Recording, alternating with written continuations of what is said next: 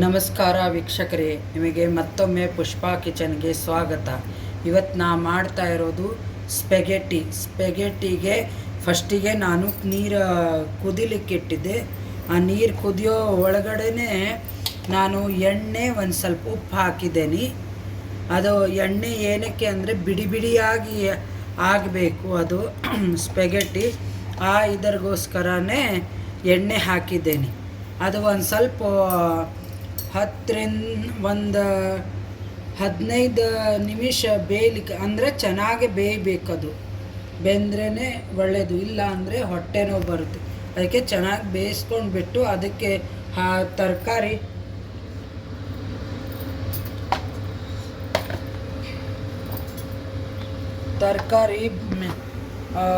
ಇದು beans, carrot, capsicum ಮತ್ತು cabbage ಇಷ್ಟೇ.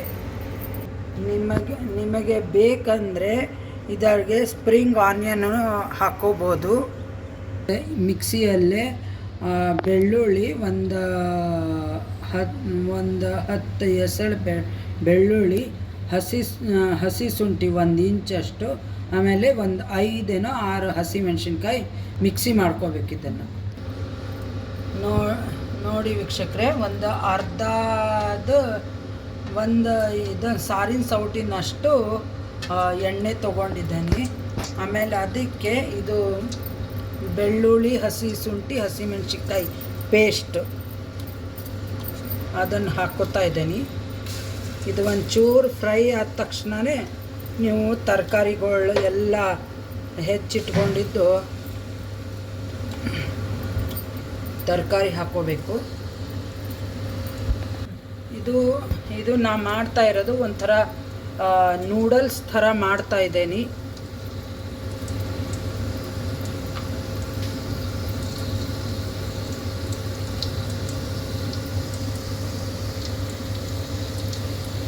ಈ ಥರ 1 by 1 ನೀವು ಮನೇಲೇ ಏನಾದರೂ ರುಚಿಯಾಗಿ ಮಾಡ್ತಾಯಿದ್ರೆ ಮಕ್ಕಳಿಗೆ ಆಚೆ ಕಡೆ ತಿನ್ನಬೇಕಂತ ಇಷ್ಟನೇ ಆಗಲ್ಲ.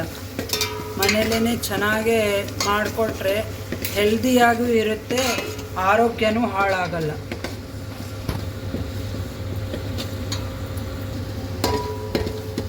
ಇದು ನಾನು ಎಲ್ಲ ತರಕಾರಿ ಒಟ್ಟಿಗೆ ಹಾಕ್ಕೊಂಡು ಬಿಡ್ತಾ ಇದ್ದೀನಿ.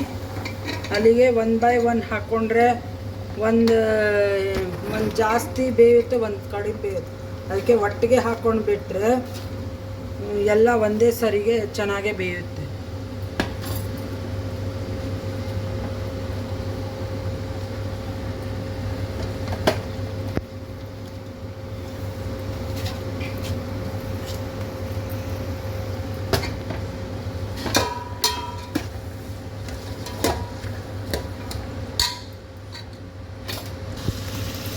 ನೋಡಿ ವೀಕ್ಷಕರೇ, ಉಪ್ಪು ರುಚಿಗೆ ತಕ್ಕಷ್ಟು ಉಪ್ಪು ಹಾಕ್ತಾ ಇದ್ದೀನಿ.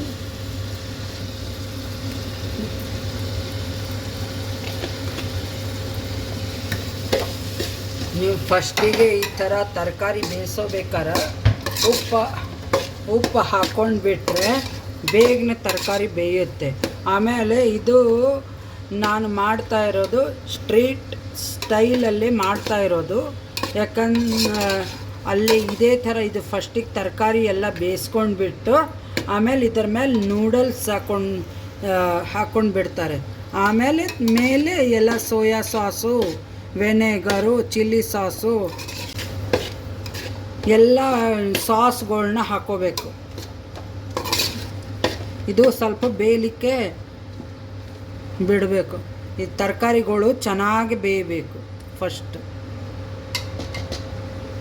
ಆಮೇಲೆ ಇದು ನಾನು ಏನು ಸ್ಪೆಗೆಟ್ಟಿ ಇದನ್ನು ಮಾಡ್ಕೊಂಡು ಇಟ್ಕೊಂಡ್ಲೇನಲ್ಲ, ಅದು ಈ ಥರ ನೋಡಿ ಬಿಡಿ ಬಿಡಿಯಾಗಿ ಈ ಥರ ಬೇಯೋಬೇಕಾರೆ ಈ ಥರ ಮೆತ್ತಗಾಗಿ ಈ ಥರ ಫ್ಲ್ಯಾಟ್ ಆಗಬೇಕು ನೋಡಿ.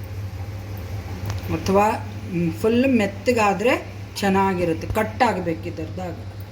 ನೋಡಿ ವೀಕ್ಷಕರೇ, ಈ ಥರ ಚೆನ್ನಾಗಿ ಬೇಯಬೇಕು. ಇದು ಸ್ವಲ್ಪ ಮುಕ್ಕಾಲು ಭಾಗನೇ ಬೆಂದಿದೆ, ಅದು ಚೆನ್ನಾಗಿ ಬೇಯಬೇಕು ಅಷ್ಟೇ. ಫಸ್ಟಿಗೆ ಈ ಥರ ತರಕಾರಿಯಲ್ಲಿ ಹಾಕ್ಕೊಂಡು ಬಿಡಬೇಕು.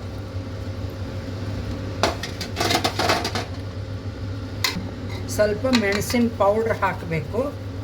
ಒಂದು 1/4 ಸ್ಪೂನ್ ಅಷ್ಟಾದರೆ ಸಾಕು.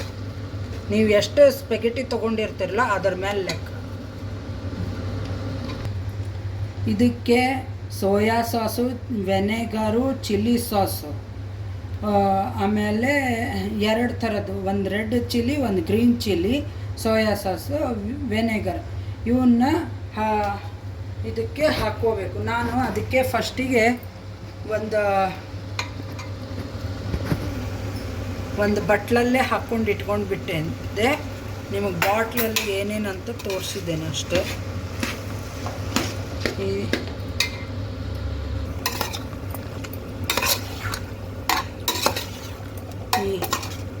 ಈ ಥರ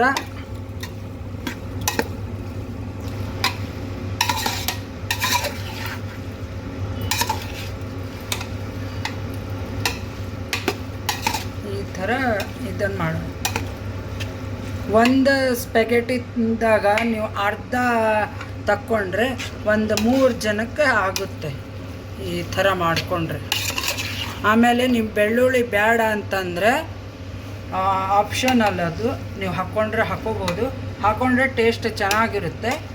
ನೀವು ಬೇಡಪ್ಪ ನಮಗೆ ಇಷ್ಟ ಇಲ್ಲ ಅಂತಂದರೆ ನೀವು ಹಾಗೆ ಮಾಡ್ಕೋಬೋದು. ಸೆಜ್ವಾನು ಅಷ್ಟೇ, ನೀವು ಬೇಕಂದ್ರೆ ಹಾಕ್ಕೋಬೋದು, ಬೇಡ ಅಂತಂದರೆ ಏನು ಬೇಡ. ಸೆಜ್ವಾನ್ ಹಾಕಿದರೆ ಸೆಜ್ವಾನ್ ನೂಡಲ್ಸ್ ಗತೆ ಆಗುತ್ತೆ. ನೋಡಿ ಈ ಥರ ಬಿಡಿ ಬಿಡಿ ಬಿಡಿ ಬಿಡಿ ಆಗಬೇಕು. ಈ ಥರ ನೀವು ಬೇಯಿಸ್ಕೊಂಡು ಮತ್ತು ಮೇಲೆ ಒಂಚೂರು ಎಣ್ಣೆ ಹಾಕಿ ಸವರಿದ್ರೂ ಚೆನ್ನಾಗಿರುತ್ತೆ. ಇಲ್ಲ ಫಸ್ಟಿಗೆ ಬೇಯಬೇಕಾದ್ರೆ ಎಣ್ಣೆ ಹಾಕೋಬೋದು. ವ್ಯೂ ತುಂಬ ಚೆನ್ನಾಗಿ ಬರ್ತಾ ಇದೆ. ನನಗೆ ತುಂಬ ಇಷ್ಟ ಆಯಿತು ನೀವೆಲ್ಲರೂ ನೋಡ್ತಾ ಇರೋದು. ಆದರೆ ಸಬ್ಸ್ಕ್ರೈಬ್ ಮಾಡಿ ನೋಡಿ ಪ್ಲೀಸ್. ಆಮೇಲೆ